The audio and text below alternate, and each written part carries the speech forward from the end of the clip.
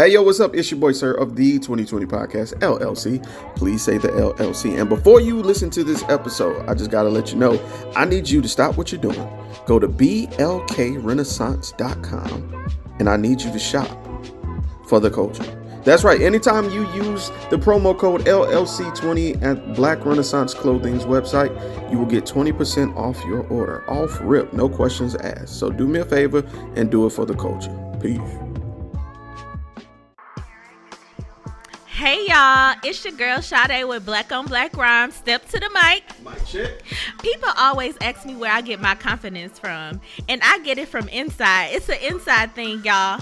And when it comes to beautiful skin, I rock with Blendia by India, where her motto is, be confident in your skin. She has a variety of naturally made soaps to keep you smelling good, hair products for long, luscious, healthy hair, and even beard products for men. You know, we got to keep those struggle beards away. So visit BlendiaByIndia.com and use promo 2020skin to get 10% off your order.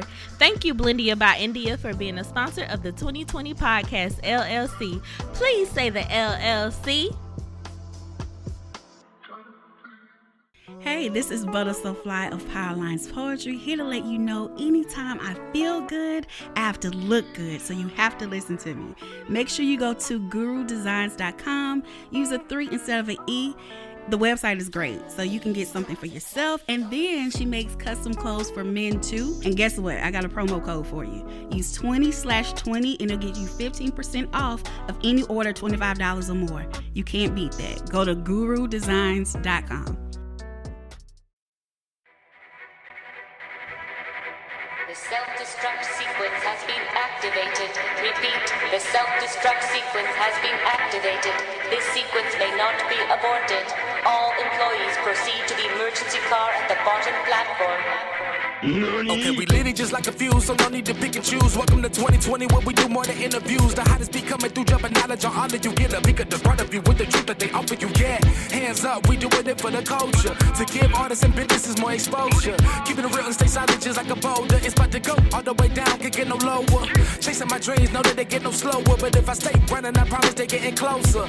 Moreover, success my older. And if you're sleeping on me, I'm waking them up like Folgers. I told you, coming from the land with the tide roll. Well, we'll be on a whole different vibe though. We like to ride slow and keep our windows tinted so you really can see us like Stevie Wonder waking up with his eyes closed. Yeah, got the kind of flow that rock the boat. On my 16s of pounds of dough. And if you figure you can hang with me on the mic, then grab some rope. Matter of fact, better grab some hope. While you at it, we keep it live, it's time to tune in. Turn up the sound on what you're using. It goes so hard, I think it's bruising. The show is 2020, no need to zoom in. Yeah.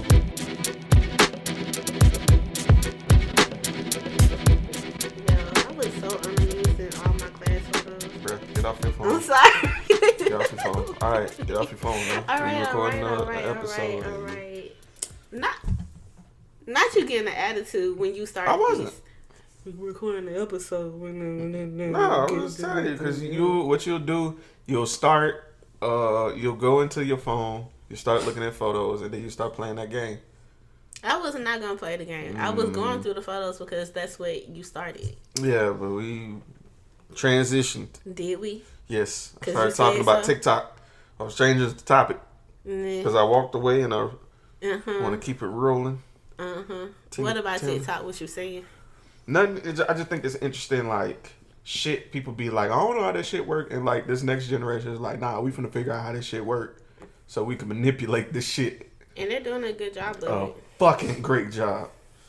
I fuck with y'all Gen Zers, man. Like, shout out to Off the Rock. Last night, they made me feel like... First of all, how dare you disrespect me and call me a Gen Z? You know damn well. I wasn't talking to you. Oh, you said y'all Gen Zs.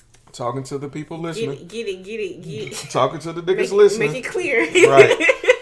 So, make it to clear. the Gen Zers that's listening, because I have a few. So... Because Gen Z is like, what, 23 and younger? 25. Nah, no. I can't Yeah, be. it is. It is. I'm telling you. 25 is a Gen Z? I'm fucking telling you. I looked at the chart. I'm telling you, cuz. What chart? This one. This one explaining the different generations. Hold on. I think 25 is a little bit old. You realize what year we in? 2020, but I'm thinking from like the range, more less than a year. Oh, I'm gonna tell you. I would think like millennials would be like 25 to 35. Oh, I'll tell you.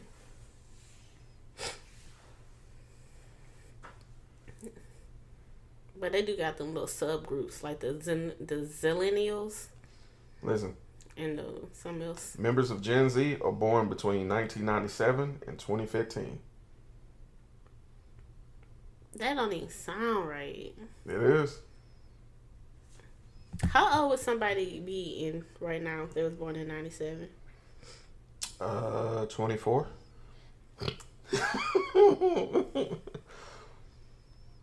Okay, so I was right then. Okay, so here, the folks a year removed. But, and technically, it depends on what month. So it can, we can neglect it. I'm still going to call them Gen Z. But anyway, with them, they Gen Z, and you could tell it. Because, like, as soon as I walked in, I'm wearing this t-shirt, joggers, Adidas, comfortable. I walk in, I smell weed, you know, but it ain't like overbearing.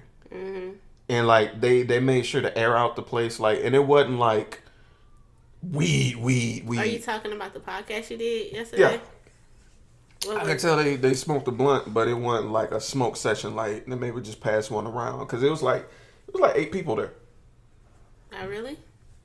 Mm-hmm. It was like 8 people there, and so they had the way the apartment was set up. Like as soon as you walk in, there's the bar, and on the bar they had the food, and they had salad, they had whatever you want, and something to drink, and something to drink. I mean alcohol. They had like, and it wasn't like Hennessy or nothing crazy. I was expecting to walk in, ashes, niggas in a random wife beater, dreads. You know what I'm saying? Just typical nigga shit. I was expecting that, but that's not what I got. Expecting Gen X shit.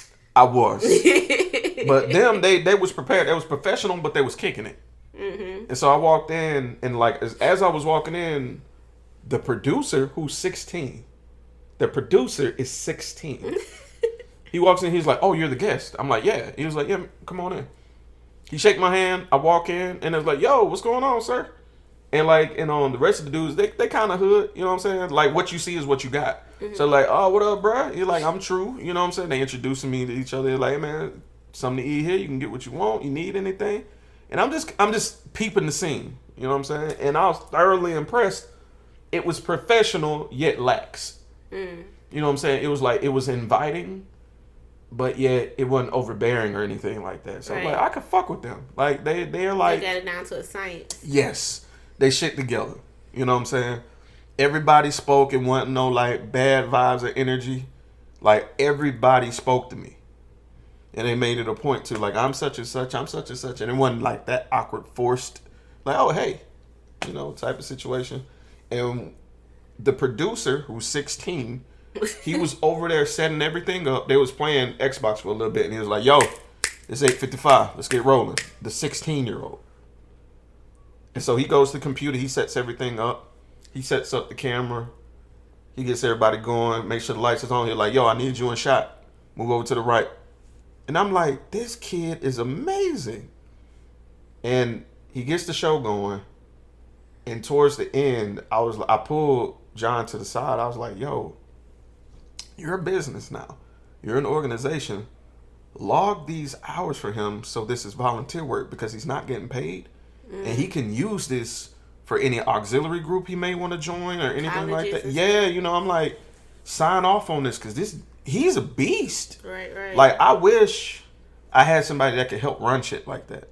Like, if I do get to doing in-person recordings, because I used to, I would like to have somebody dedicated to that. Like, right. Essentially, if I don't get back to doing it, I want to hire somebody doing it. Because hiring is the move for the rest of 2021 and all of 2022. Yeah. Because doing everything yourself. You just got to get help. Yeah. It just it's no way you can do it all by yourself. And for me, it's finding people that can do that consistently. Yeah. Because when I tell you he was on it, like, I was impressed. Like, he was making it a point. Like, it matters to him. There was somebody who brought their kid over, right? Mm-hmm. And John was like, "Yo, we about to get started," and he said it kind of soft. And the 16-year-old was like, "It's 8:58. Let's get ready." And like everybody respected it. It was like, all right, let me get the baby and go whoop de whoop. Like the lady stayed off the side, you know what I'm saying, to stay out of the shot. It was like, y'all got y'all shit together. I think it's gonna be a normal thing to see younger people like start businesses and become, producers and bosses in their own right, because we've normalized it as millennials. We made it clear, hey, you can do this too. Like we just jumped in and been like, hey, social media has opened so many doors for people that you don't have to wait for a gatekeeper no more. Get up, get out, and do it yourself. And Gen Z really has taken that to heart, and like they are not waiting even for their parents to say it's okay. They just doing it. They're not saying, oh, I don't have this and I don't have that, because I think that holds a lot of millennials back to saying, I don't have a professional mic, so I can't. I don't have a professional camera, so I can't. But Gen Z, they're like, this cell phone does everything, so why do I need any of that stuff? I need a tripod, that's it. And they make it pop, and I really love that about them. Actually, I thought they were not telling anybody set up, I thought they were using an actual camera like yours for the webcam, like a pro camera. They used the same exact fucking webcam. They put it on a tripod and set it on a stilt in front of the TV. Stream it to the TV so they can see how good it looks while they're sitting there recording it. Smart. I said, that's fucking brilliant. Genius. Simplify the shit.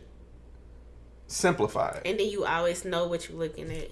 Because it's right there in fucking front of you. Something messing up, you can see it in real time. And look, you can catch it because there's like a 5-6 second delay. He programmed it where there's like a 6-second delay.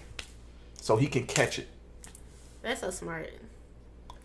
And it's the fact that they're young like that and they've grown up with this technology. So it's second nature to them, whereas we had to learn it and figure it out. They just came into the universe like, oh, we got this, this is normal, we got it. I know how to do this, know how to do that, know how to do that. A lot of us have to go to school to get that kind of knowledge. You have to learn it from somewhere, take YouTube University to figure that out. I preach. That's what I say. I always say that. Just, they figuring it out on their own. And they doing it. Bruh, because I forgot that gentleman's name, but I made sure I shook his hand before I left that night, man.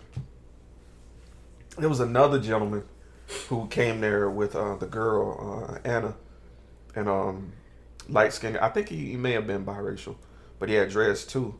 He quiet guy, but he was like, how like they have the best boy in film production, like whenever something is being needed during the show, they're on it to pick it up and get it. He was that. So they had little segments, or they might be needing something that's off of camera. He already know what they be pointing at and bringing it to him. You know what I'm saying? They just had a well-oiled machine. Bruh, and I was there for it. Bruh. I was there for it. And I want to work with them more. Not even from a point of like comparing or trying to advance mine. Mine are straighten out as a go. I will learn from them. I don't mind. You know what I'm saying? I want to be around that type of energy because the networking. Yeah. Because after the show, like I told you, we started talking about some joint community service things. So I'm here for it, man. To see there's somebody hungry here, because I run into a lot of people that just have ideas, but they ain't willing to act on it. They want to write some ideas on the board, and I got enough people who come up with ideas. I do. And that was one of the questions during the podcast. He was like, what if anybody wants to join? I'm like, squad full right now. Because right now, I got to work on the people that's in 2020. Yeah, because I want to make sure the squad goals is good. I want to make sure safe word is Gucci. I want to make sure y'all straight, And we still just trying to get off the ground right now. We still planning. Yeah. And that's fine. It's going to work out, though, because the moment, I think everything starts out super slow until you figure out your footing. And then when you get your feet together, your feet is together, there's nothing to stop you from running. Right. So right now we just getting our feet together, and pretty soon we're going to be taking over the internets. Yeah, man. The interwebs, Yeah, the tune face, the face tunes. I'm with the shit. Instabooks. I'm really excited, and like low key when I explained what you guys are. You know, because when I said Doll's Trap, and I was like, damn, I probably shouldn't have said nothing yet. But I was like, fuck it, we're going to run with it. And I told him, I was like, it's successful black women who all have their degrees. Most of them are entrepreneurs, and they're just explaining what it is to be a black woman in different scenarios. Just giving that voice to things. And he was like, damn, that's raw. Like, yeah, I could see the face, like people doing this. Like, nod, you know, the squinch face with the nod. I saw that. I fucks with it. Yeah, you know what I'm saying? And I was like, hell yeah, that's it. Yeah, I'm excited about DHT. I feel like we could really like make some really unique content, and you know, give a different view on topics that people probably don't talk about. Really, that's really what I'm ready for, and because it's getting to a point where anytime I see women talking, it's either like relationship advice or trending topics. Like, for like, that's the safe place. Yes, they know that that's gonna get views. Yes, and I'm tired of it. I want to hear some real thoughts of women. Like, even the women that's on the Joe Budden Network. I can't think of the name. I can't think of the podcast name. Forgive me if it's offensive. Because it's trash. That's why. Continue. Even if it's even with me disagreeing with 98.3% of the shit they say, at least I get to hear their thoughts. You know what I'm saying? It's a subsect of women that agree with them. You know what I'm saying? The city girl lifestyle type shit. You know what I'm saying? They think they be saying some real shit. They really don't. I don't. I'm not like saying I don't like care for their views. I think they're boring. Really? They don't entertain me. In my personal opinion, they may have one of the least entertaining podcasts I've seen come across.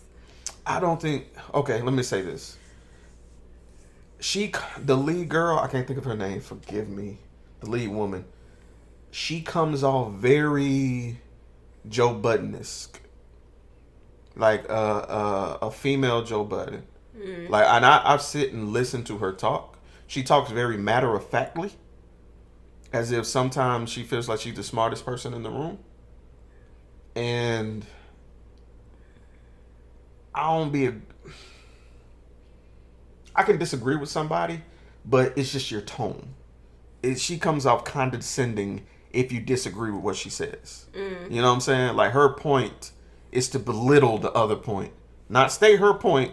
Her mission is to belittle the opposition, and I can't fuck with that. I haven't watched a whole lot of their stuff because, like, the few episodes I have watched, they just don't retain my attention long enough for me to be like, I'm gonna stay here and come back and come back and come back, because the shit generic. Yeah, I do clips. It's just generic AF. But they're not the only ones. I feel the same way about us, like several different podcasts out here right now. People are just saying the same stuff over and over again, regurgitating the same talking points and the same views. And half the time I be hearing folks talk about certain things, I'm like, you don't even believe the stuff you're saying right now. Yeah, you just saying. You just saying what you want to say because you think, you know, society gonna support this action, these ideas. Right. I don't know. It's hard to even find a good podcast nowadays, I feel like. I agree. Even YouTube has dried up to the point that, like, everybody's so afraid to, like, make the content that made them famous now. I agree. I found myself unsubscribing to a lot of people. I do like reaction commentary though now. Like it's a little bit more digestible. I've been preach. Like the way they react. I really like them a lot. I liked them a lot before, and then I dropped off of them. Then I came back to them. I enjoy them because Abba and Preach don't agree a lot, but Abba is able to articulate a point clearly. And not from a place of I feel like. He'll take the definition of something and apply it to the matter and identify it as what it is. Preach is more emotional in the conversations. Like, if something is stupid, he gonna call it stupid, and he gonna go off and start speaking French or patois. But I like the dynamic of those two. Yeah, I've been watching them lately too. I do like them. I don't agree with anything they say most of the time. But that's fine, because I fuss with people who I don't agree with. Yeah. That's me personally.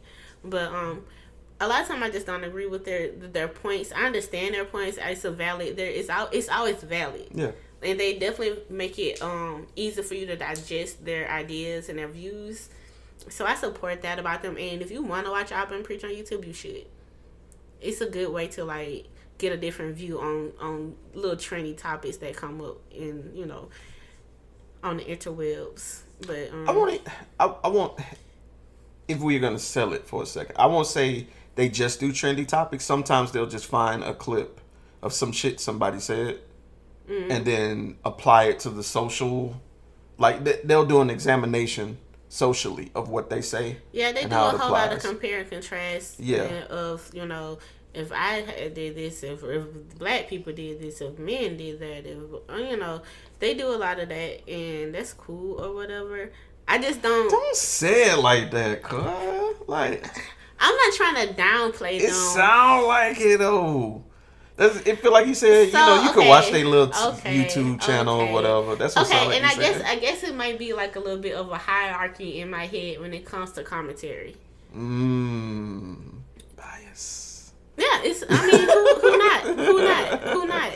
Like, I'm not even gonna pretend like I'm not. There is a little hierarchy in my head about commentary. Like, there are certain people that I watch that I know will give me a view, and it's based on not just their own opinion, but like facts, research, and just receipts. Like, they have all that stuff in the tuck ready to show me based on what they're what happened in the past, and then they give their opinion on that topic as well. Alvin Preach don't really do that. They just say their opinion based on their views and their experiences. And I just feel like, and me personally, for my digestion needs of media, I put the people who, take the time to get the research together to a bit higher than that. Because I want to know the backstory, not just why. Because, like, the thing about them only reacting to a little bitty clip, it takes stuff out of context a lot. It takes stuff all the way out of context a lot, and you only see this 5-second clip or something, and you think, oh, that's the whole story. And 9 times out of 10, it's not. And for me, I just don't support, people only paying attention to a 5-second clip. I just don't. So that's why I feel about a lot of the people's upset statements with a lot of the Kevin Samuel stuff. Like, even with the Joe Budden podcast one. Like, people were using not even 5-minute clips. They were using like 20-second clips from that interview. Yeah. And you remember I told you, I was like, that's not where he was going with that. I think I told you, I watched that whole interview like twice. 2.5 times. You told me. And a lot of the ways people spin shit with his words wasn't how he was saying it. And I agree with you. They do that. But I think that's the way of a lot of these people trying to catch stuff. And that's why with you specifically, I know you don't fuck with Kevin. I don't fuck with Kevin like that. But I needed to understand for myself, what is this nigga saying? I don't want to be going off on the impression of someone, not realizing what the fuck is really going on this show. So I subbed to him. I made sure I saw episodes where dudes was calling in, and I watched the episode when women were calling in, and he was spewing the same shit to both of them.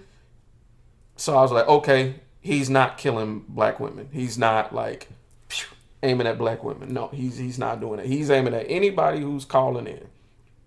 Not saying he's right. That nigga toxic. That nigga is the equivalent of, I have this uncle who has money. And because he's good at being a leader and making money, he finds it necessary to belittle people who ask him about money. That's Kevin Samuels. He takes the success he had in the past and uses that to validate how he talks to people, which is trash. I'm trying to figure out what success y'all talking about. Who? With Kevin Sam. He was in marketing for a minute. Marketing, but there are no articles about him. I'll find it and bring it to you. Sure. But I did look this up. I promise you I did. Because I'm not gonna co-sign something I ain't look at. Made me lose my point. You were talking about your uncle. But yeah, like with him, you can't even ask him a question without him challenging your intellect. And that's how I feel about Kevin. Like, some people legit need the wording shifted a certain way in order for them to get it. That's why with teachers, like, when you don't understand the question, you say, hey, come here, I don't understand what this is asking.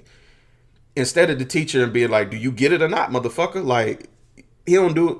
Real people don't do it that way. They find key words or find key things to break it down for you or help you understand it better. I think Kevin would do a lot better if he did that. He can still be as blunt as he want, but instead of belittling, just goddamn break it down a little bit. Like, be more. I agree with you. I've watched videos of people, and I have people in my family who are blunt. People in my friend group who are blunt. Yeah, you do. People I watch on social media who are blunt. Who are not trying to harm you mentally and emotionally. The way that whatever the fuck his name is. That's that nigga name for the rest of this. Trying to, he's literally trying to bring these people down by beating them down. Like, how is that helping anybody? How? I don't see the purpose in what he's doing, but I will say, if you have the wherewithal, the energy, the mindset that you want to go on his platform to speak to him, I don't feel no remorse for you either. You chose this. You chose to allow a man to belittle you. You chose it. You know that he's going to belittle you. And you're on his platform for what? So you can try to not get belittled? So you can try to make him seem like he's the wrong one in the wrong? You on his platform. He a host. He controls the keys. Yep. He can make you look and seem whatever kind of way he wants to make you look and seem. Yep. It's true. Like, I don't have any remorse for people who actively choose to be on his platform. Like, you know what kind of time he on. I agree. But like I told you before, I don't fuck with him. Of course.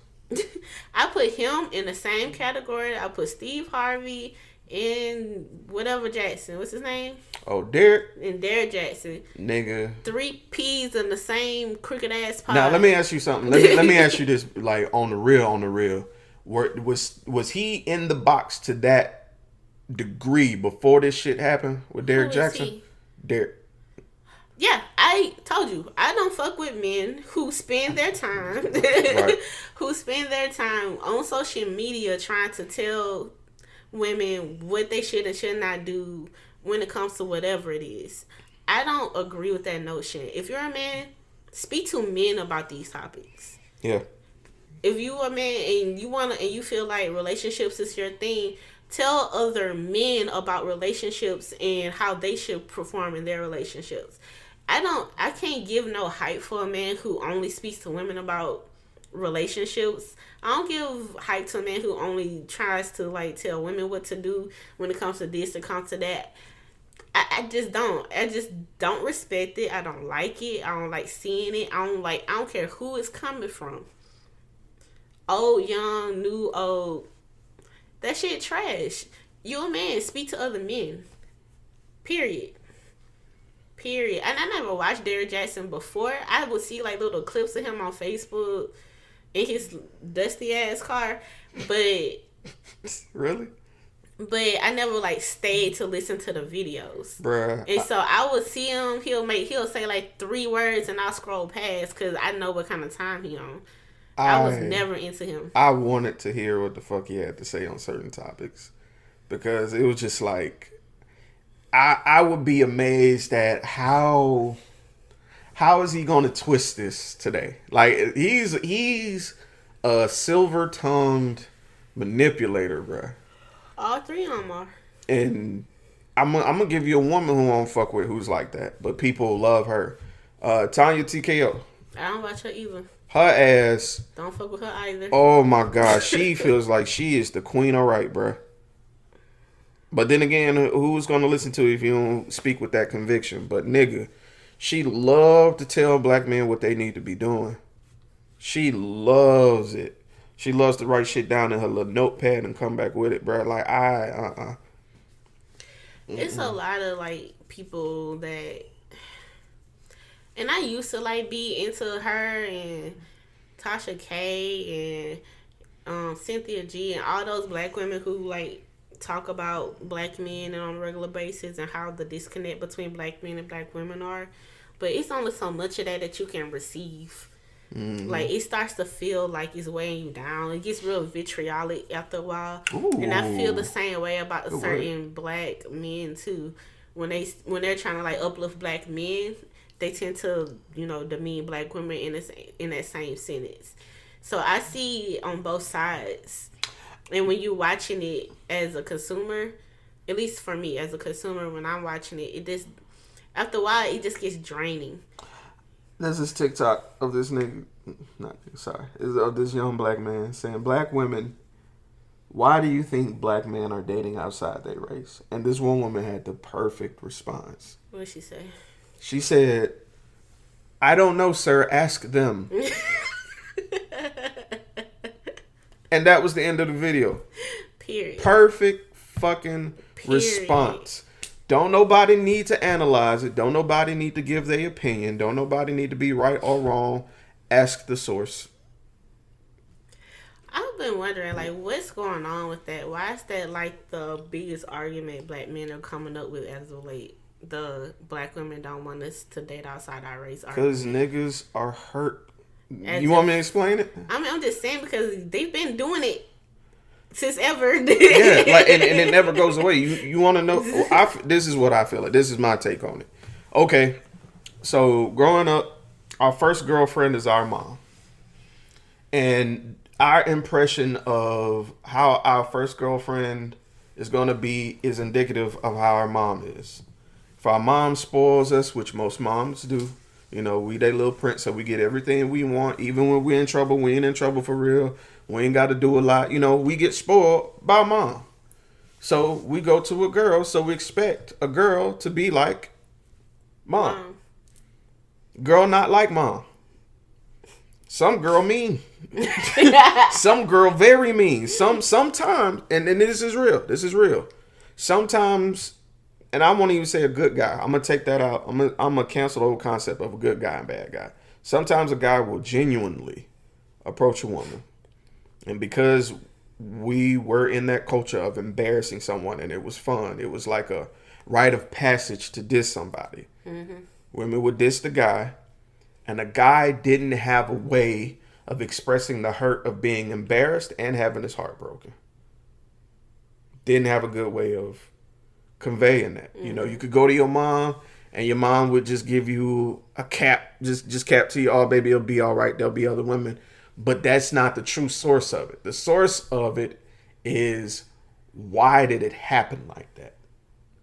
Now everything you told me, this pedestal you made me think I was, you tell me I'm handsome and stuff. Now I challenge it. Now I don't know what to believe at this time. Now I'm identity. I don't know what's what. So now with guys, especially if he's self-centered and narcissistic, which a lot of us are when we're growing up, like little boys, we are. We think the world evolves around us because moms spoil us.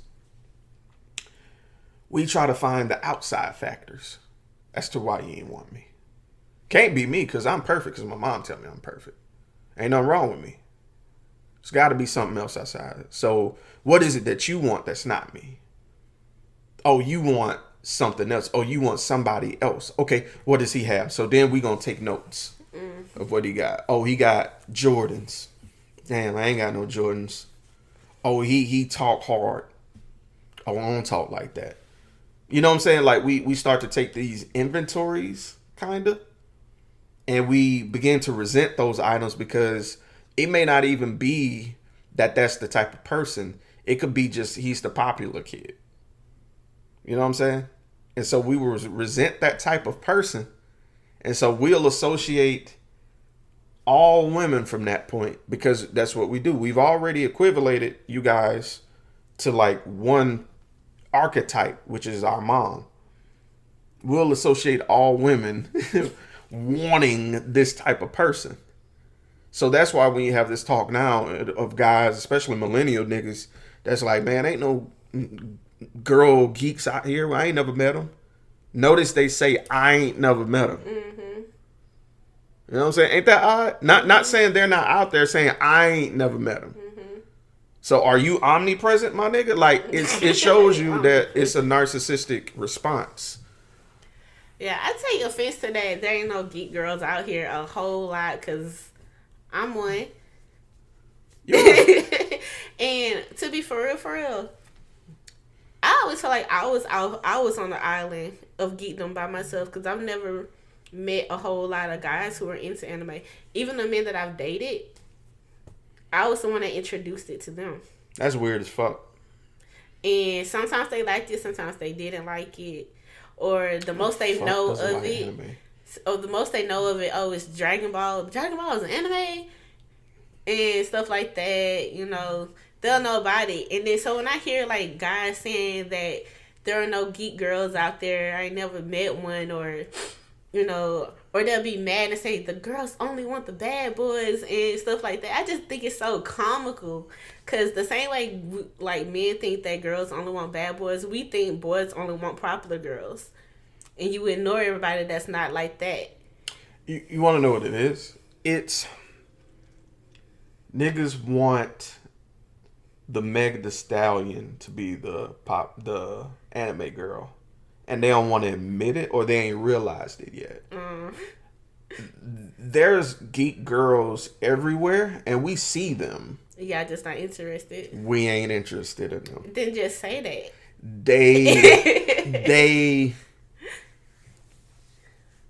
They don't want to say it because we can't discuss that we're not physically attracted to someone. But y'all can call girls out for not being physically attracted to the anime. Narcissistic. Geeks.